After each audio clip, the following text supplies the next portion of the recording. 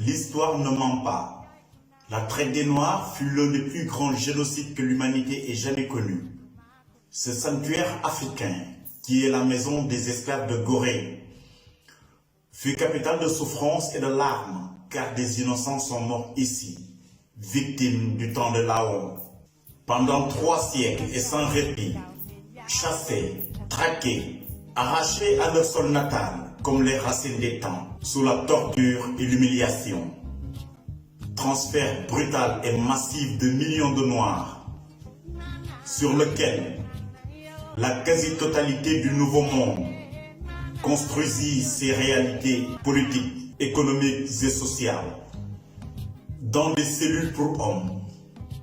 De 2060 sur 2060, ils étaient assis, le dos contre le mur, des chaînes les maintenant au cou et au bras. Ces pauvres n'étant libérés qu'une fois par jour pour leur permettre de satisfaire le besoin. Et généralement dans cette maison, ces esclaves vivaient dans un état d'hygiène 0%. Que la première épidémie de peste qui a ravagé Gorée en 1779 est partie de ce lieu. D'étranges marchés aussi, où la valeur d'un enfant dépendait de sa denture, faute d'état civil. La valeur d'une femme de ses seins et de sa virginité. La valeur d'un homme de son poids et de sa musculature. Le poids minimum était fixé de 60 kg. Moins de 60 kg, il les mettait dans des caves, en effet de les engraisser comme des oies, au niveau même de ces esclaveries.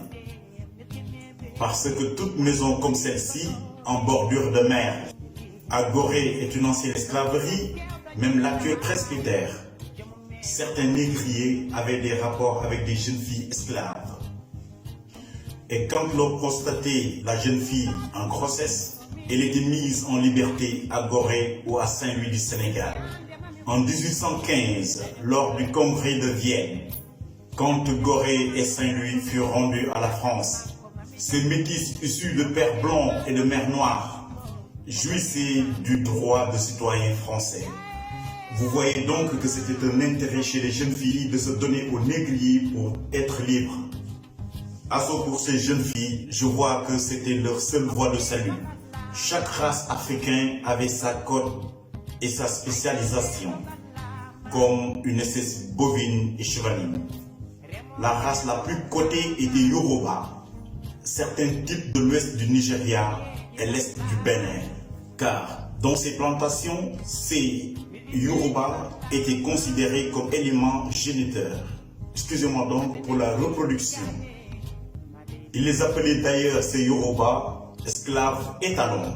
Ce sont ces mêmes Yoruba, originaires du Nigeria et du Bénin, qui ont transplanté au Brésil, Haïti, à Cuba, ce fameux vaudou. Ce vaudou qui fut africain. À partir de cette porte donnant sur la mer, la porte du voyage sans retour, ils allaient, nos ancêtres martyrs, les yeux fixés sur l'infini de la souffrance.